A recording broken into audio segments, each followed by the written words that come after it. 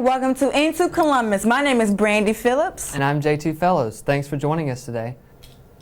Coming up on iNtoColumbus, we're going to have an interview with UITS, the Department of Communication, and an inspiring interview with Jay O'Neill, the Director of Disability Services for Columbus. But first, check out what InPay stands for and what we do here.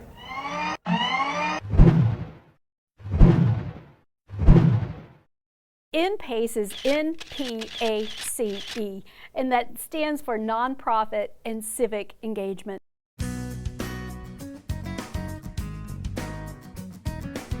The InPACE NP nonprofit, we work primarily with nonprofits. And then when the other part of InPACE comes in, that C and that E, civic engagement, that is the secret to any healthy community, is to have a civically engaged population. And I feel that our students in this communication department are some of the most civically engaged individuals. I believe that InPACE is powerful not only because it's driven by students and they're pretty passionate and they're pretty talented, but it's also institutionalized by our university. Our students are going to be here. They're getting their degree. What do they need? They need experience. On the other hand, our nonprofits, many times their grant cycle depends upon being able to demonstrate certain things. They don't have the money to provide. Well, that's what our students can do. Now we have a team of students producing a video for Camp Joy, and this is provided free of charge. And to be able to just get out and run and play and swim, and it's wonderful, and you just don't know the impact that it can make. I couldn't be prouder of our students. I couldn't be prouder of the fact that we have a center that easily can accommodate these needs.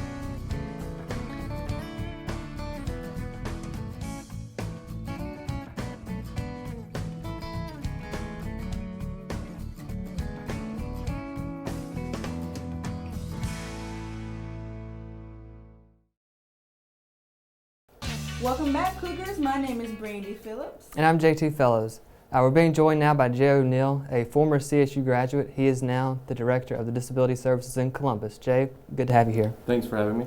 Talk a little bit now about your testimony. My testimony, wow, that's a lot into a little nutshell. In 2006, I was actually run over by a drunk driver. I sustained massive orthopedic injuries throughout the lower portion of my body, as well as a traumatic brain injury that actually encompassed all 4 lobes of my brain. The night of June 14th, 2006, my family got a call and said, "Come quick, he's not going to make it to the hospital." I did, but then they told my family that I would never come out of the coma. I did. But then they explained that because of my brain injuries, who I once was gone. So of course my family, asked, "Well, when's he going to be able to go back to school?" And the doctor kind of smirked and said, "No, you don't understand. He will not go back to school. Look into long-term care facilities." In essence, he told my family to look into a nursing home. And it was a shock. It was a shock to my family. It was a shock to my friends. Not really to me, because I was still not really there. And then when I did come out of the coma, I cognitively wasn't me. I didn't remember me or my family. I didn't remember anything. I had to be taught how to read, write, eat. They actually had to teach me how to chew my food. I wasn't supposed to survive, then I wasn't supposed to come out of the coma, then I wasn't supposed to read. And they told my family that there was a hospital that could help me, called the Shepherd Center in Atlanta, Georgia. They said, "But don't stress over it, because, well, he'll never get there." And they had told my family that, "Well, we recommend this facility. It's close by. It's nearby." The same facility, by the way, that we fight every day for some of our patients. We advocate for our patients, because this is not the facility I would send my worst enemy to. But the fact of the matter that just a few years ago, I was so close to being there myself, and seeing how these patients are treated. My entire outcome would have changed, absolutely. It's crazy to look back and just in a matter of 2 years to go from "you will never talk again" to "I'm going to be a communication major." I'm like, now I can't shut up. But that's when I graduated from the department in December of 2013, Actually, it was in April of 2013, before I even graduated, when Joy Norman, who was the Director of Disability Service at Columbus State, Joy approached me and said, Jay, I've got a job for you. I'm like, okay, because I have time for that, but yeah. And she told me about the office and what they were trying to do. And without even questioning it, I'm like, I'll do it. It's like, you sure? But she told me, she's like, we had this idea, this goal, to create a one-stop shop for disability needs. If someone has a question, or if they need a resource, or if they need to know where a doctor is, or if they need help with this, it's just a one-stop shop for all disability resource. Knowing all the trouble and hassle, and I wouldn't take back any of it because it made me who I am now. It gave me the skills and knowledge that I have to do what I do now. But knowing all that I went through, I wanted to save other people that trouble. So I've been there now since April of 2013. We are fixing to open our new facility. Oh, really? Where? It's going to be at the corner of 10th Street and 3rd Avenue, just right down the road. We are so much more accessible. So where's your center located now? Right now we're at 216 10th Street, Building D. We are in Uptown Columbus, beautiful Uptown Columbus. It's a cool aspect of the Disability Service Center is that part of our mission is to be an incubator to other nonprofits, to actually house other nonprofits dealing in the disability spectrum.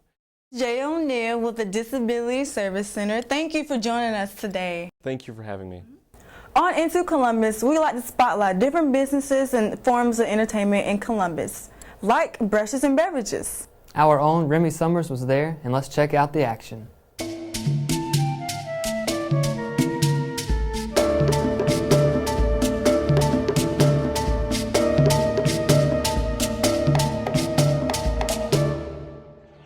Hello, Remington Summers reporting in Uptown Columbus at Brushes and Beverages.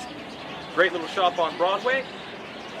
You can meet with your friends, create your own custom glasses, paint your own beautiful works of art, and just enjoy some of the nightlife down here. Let's see what they got going on inside.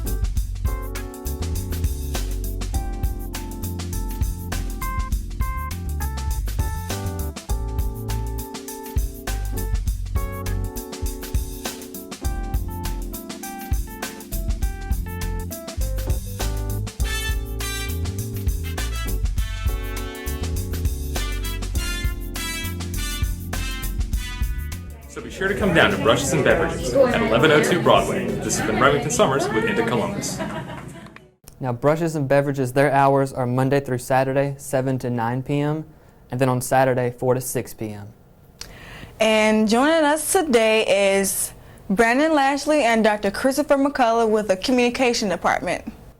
Now, Brandon, let me start with you first. What were some of the different sites and different cities that you guys went to in Italy? Probably one of my favorite was probably the Avogaccio, which was the vineyard that the man we were studying, Niccolo Machiavelli. Wow, got his name mixed up. It was his vineyard that he lived in after he was exiled from Florence. And so I really enjoyed going there because they had really interesting wine, and he had a really interesting secret passage under his house that he had that was connected to the inn, which is now a restaurant. So it was really interesting. That was probably my favorite. Among the others was it because of the wine? That was good too, but it was a lot of it was just really interesting to see how the man we were studying lived. So. Yeah. Now, how was the food there? You know, you think Italian cuisine, like best of the best. You know, it's funny because they say that pizza is so much better there. I don't think it's so much it's better. It's just different. It's a lot. It's a little bit different over there than it is here. It's less bready and it's a lot more cheesy. Now, I think you had weekends to yourselves here for no classes. What were some of the things that you guys did? Well, there was a lot of art in all of the places that we went to. So we saw a lot of art, a lot of sculptures everywhere we walked. One day there was a parade that we visited, and actually the day was the day they became a republic. It was a Republic Day. It was just kind of like our Independence Day, and they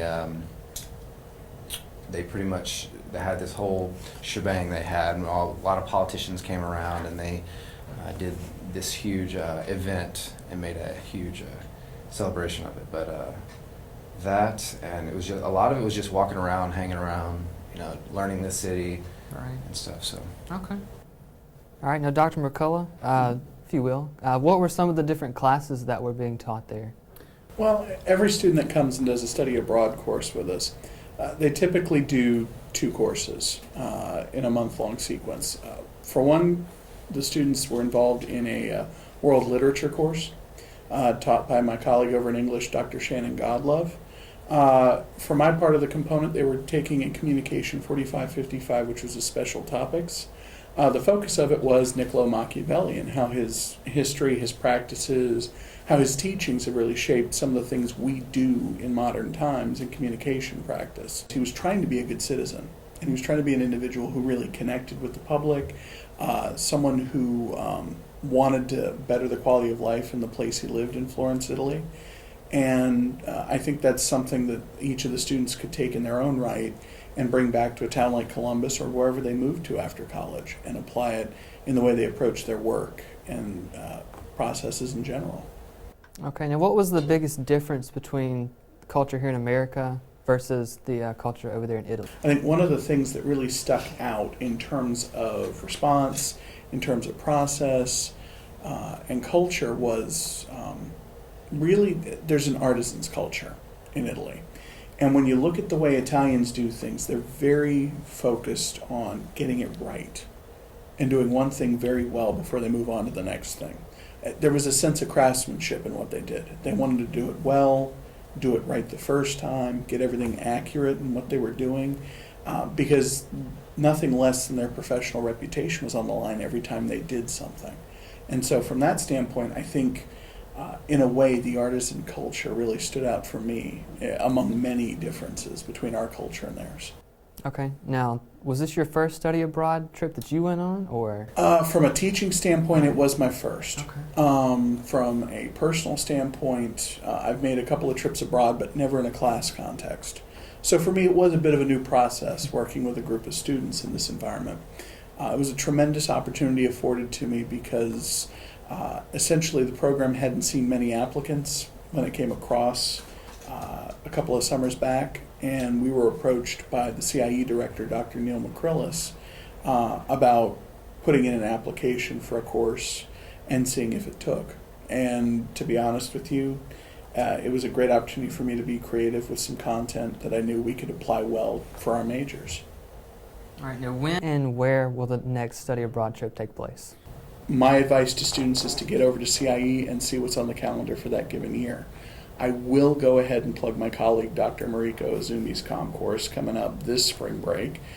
She's going to run a co-curricular with her colleague, Carmen Skaggs, over in English. Okay. And they're going to run a program over in Berlin for a week and a half. And when they come back, I believe they're going to teach the courses this spring in advance. They'll go over for a week to get the exposure to the environment and come back and wrap up the course. Promises to be a very interesting, fascinating sort of a historical experience for them in terms of looking at elements of the Holocaust, looking back on it. I'll also say that we're definitely going to have more programs in the works down the road here in the department from other faculty. In fact, Dr. Park just got back off of an Oxford fellowship going over to England to train. And he's looking at some options for some summer courses, but also perhaps some semester-long trips. Okay, sounds nice. Now, Brandon, let's turn back to you. You have a funny story or a certain memory that you'd like to share about the study abroad trip? actually, yeah, Dr. McCullough had said earlier about the artisans, and it was interesting because I had an experience. I needed to get my hair cut, so I decided to get my hair cut in Italy. Well, little did I know that they don't just ask you what kind of hairstyle you do. So I had 2 men actually cut my hair, and then in between they washed my hair twice. And so it started off, I got my hair washed, they cut my hair, it's like, I guess the more rough haircut, and then they washed my hair again, and then another gentleman had taken a razor and was like fine-tuning my hair, and then put his artistic touch on my hair. And I actually have pictures of what they did to my hair, and it was hilarious. I think all the girls that on the trip loved the hairstyle, but coming back, it's a European hairstyle, so I got to give them credit. It was a good hairstyle for Europeans, Right. but for an American hairstyle, it wasn't a fly. Okay. So. All right, well, thank you, Dr. McCullough, and Brandon Lashley for joining us today, talking about the study abroad trip to Italy.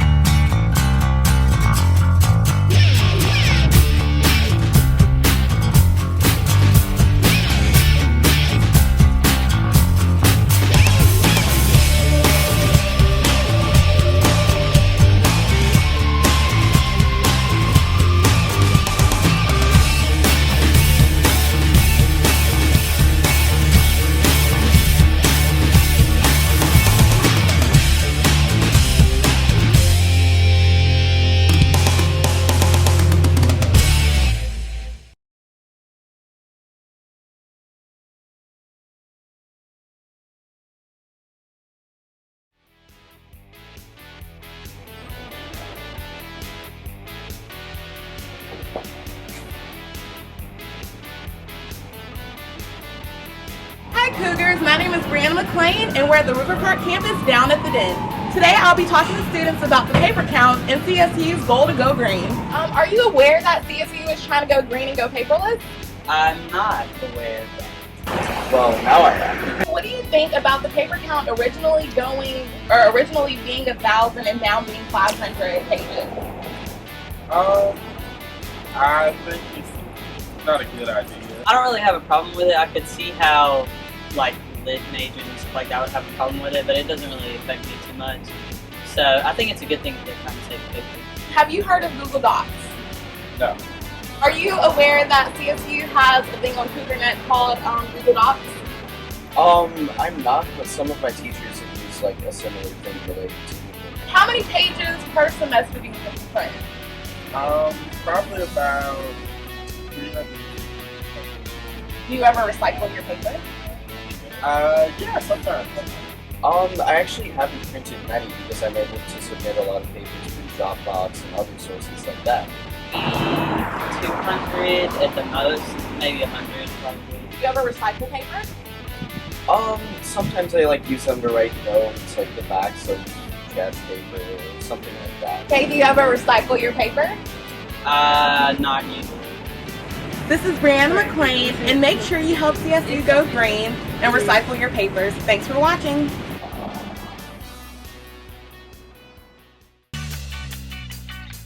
Welcome back, Cookers. My name is Brandy Phillips. And I'm JT Fellows. And here joining us is Mrs. Barbara Salmon with UITS, which stands for University Information and Technology Services. Ms. Barbara, it's so nice to have you here. Thank you guys for having me. Now let's start off, what exactly is UITS and what are some of the services that you all provide? UITS is our department which we provide any kind of technology services to the entire university, students, all of the classrooms, the professors, any type of faculty or staff members. What I specifically do, we have the help desk and repair shop. We have 2 locations. We have one on main campus, which is in CCT 124, the bottom layer. And then we have one here on River Park, which is in Dillingham. We just recently opened that. We're really trying to promote it because it's a new service. A lot of the students down here don't know about it yet. But every student has 3 free computer repairs each and every semester. So they can bring their personal computers, laptops, anything to that nature, and we'll repair it for them. What is Google Docs and how does it work? Google Docs is something that we're trying to promote here on campus, especially to the professors and faculty members. It's a cloud-based application where the professors, it pretty much has Word, PowerPoint, Excel, any of those type documents. So students have, what they're typically used to with Microsoft, and they can share it with the professors. They can do all of their work on there. It's kind of trying to promote the going green, so they don't have to print so much. They don't have to worry about using those 500 pages. They can just share it straight to the professor. The professor can view it. They can, adjust it. They can edit it any way they want. So it's good for the student and the professor, because if, the professor needs to make any adjustments or, if they want to make notes, they can do it right there from the document as well. Pretty good. Now you guys were in the news recently about a planned wireless upgrade for both campuses. Can you tell us a little bit about that? Yes, the majority of main campus has already been updated, but it's a nice new wireless system. You log on using your same credentials that you always do for CougarNet, CougarView, and it saves your information. So when you log in the first time, you should just every time you come on campus in one of the buildings that has been updated, it'll just recognize it, it'll save the information, it'll automatically connect. So we're working on getting it to all the buildings. They're getting ready to start downtown at River Park campus, but the majority of main campus has already been updated. All right, now let's just say students working on a project, deadline is 11:59 at night.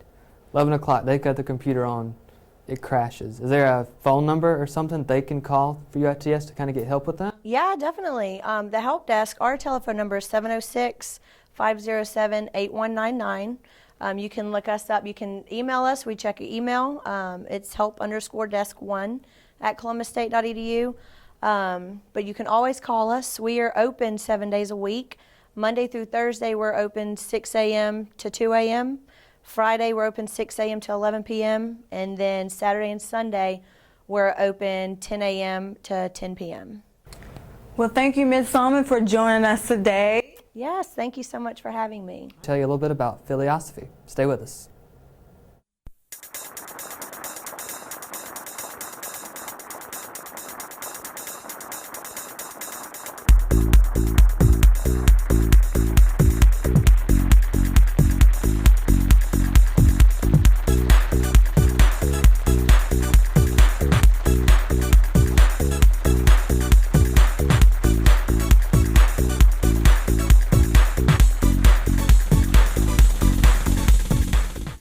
It's been open for about 2 years, a little over 2 years.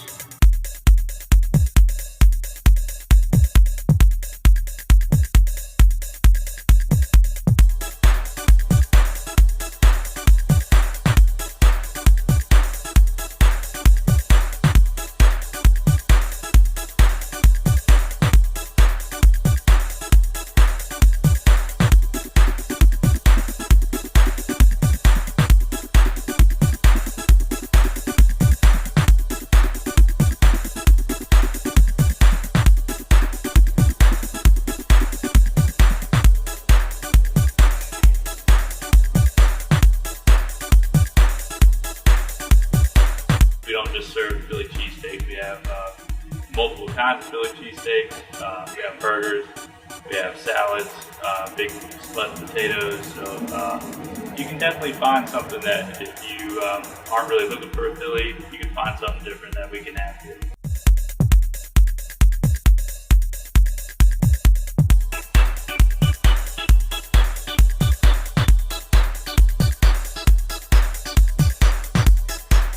You can call it in and come pick it up. We'll have it ready by the time you get here. Be back next week with another segment of What to Eat Downtown. Back to the studio. After every episode of iNtoColumbus, we like to end with a musical performance. Today's performance comes from 21-year-old Yvonne Waddell, a senior at the Schwab School of Music. She likes to write and perform her own music. How cool is that? That's pretty impressive. My name is Brandy Phillips. And I'm JT Fellows. Make sure you get out and get into Columbus.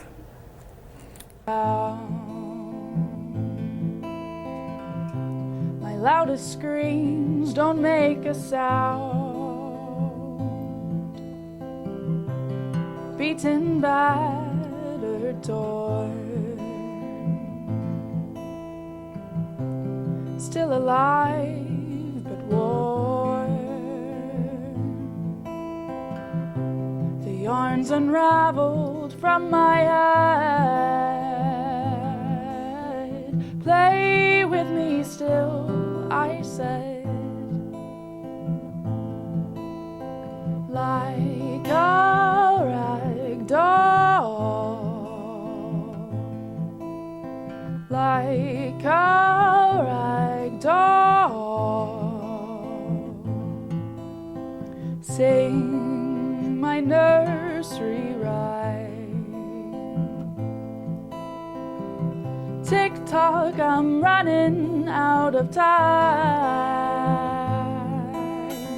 Play, pretend I matter to you.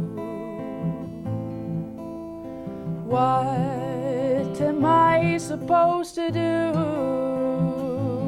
when you rip my stuffing out? Stitch me back up, please, I shout, but my sewn on lips won't move, and I wonder if I choose to be like a rag doll, like a rag doll. I am like a rag doll, like a rag doll. You've dragged me on the floor, and I won't take it anymore. Now my shouting and my screams will be pulling out my seams. I am done playing pretend. I will be my own damn friend. You are done playing with me, and I swear